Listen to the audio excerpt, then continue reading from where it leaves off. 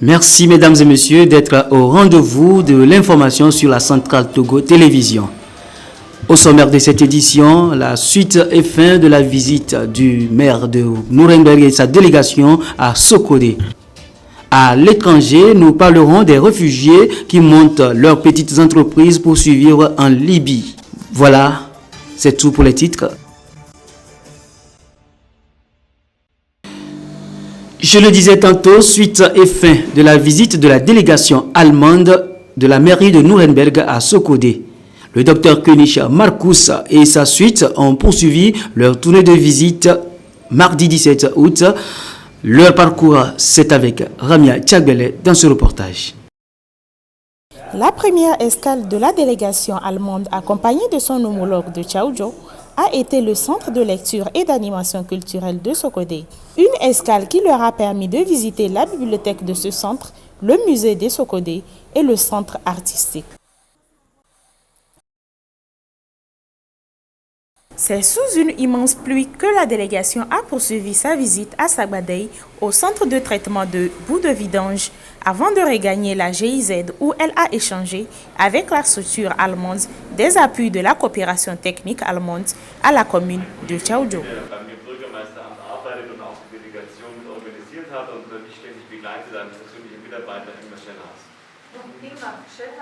Un collègue à lui, son assistant personnel, qui a organisé aussi de son côté et qui l'accompagne et qui travaille avec son équipe.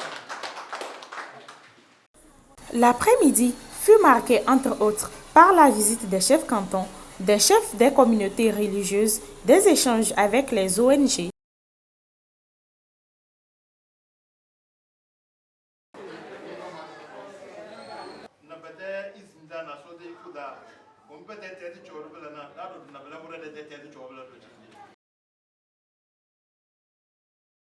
Et enfin, la signature de convention projet Solidarité Coronavirus.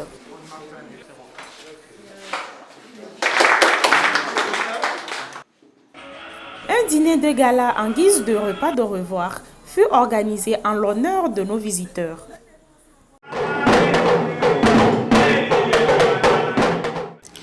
Hors de nos frontières en Libye, des familles syriennes parviennent à vivre de petits boulots pour subvenir à leurs besoins. Lorsque la famille de Fida a quitté la Syrie il y a de cela 8 ans, seule l'activité de son mari suffisait pour subvenir aux besoins de la famille quotidiennement. En Libye, les familles syriennes parviennent à vivre de petits boulots pour subvenir à leurs besoins. Lorsque la famille de Fida a quitté la Syrie pour la Tripoli il y a 8 ans, seule l'activité de son mari suffisait pour subvenir aux besoins de la famille quotidiennement. Aujourd'hui, Fida a transformé son passe-temps de longue date, le tricot, pour survivre à l'impact économique de la pandémie de Covid-19.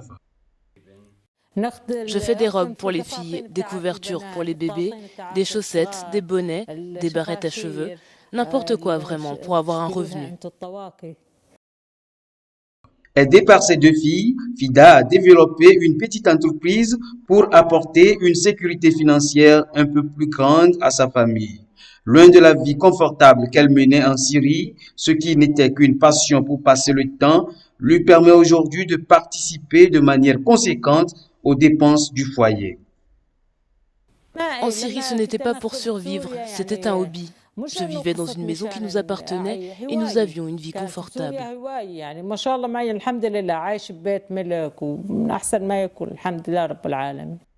Fida et sa famille font partie des milliers de Syriens à avoir été contraints de quitter leur maison depuis 2011.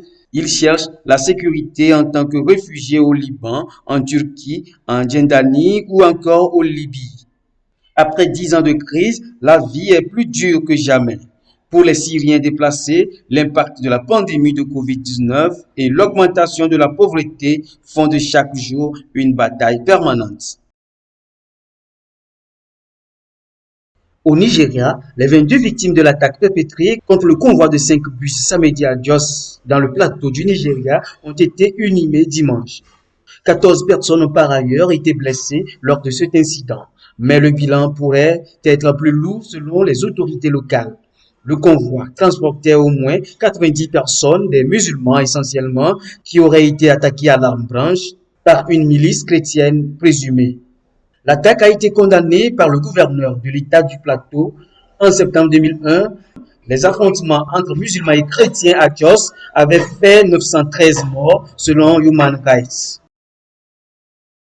Voilà, c'est sur cette page d'actualité à l'étranger que se referme cette édition. Merci à vous de l'avoir suivi.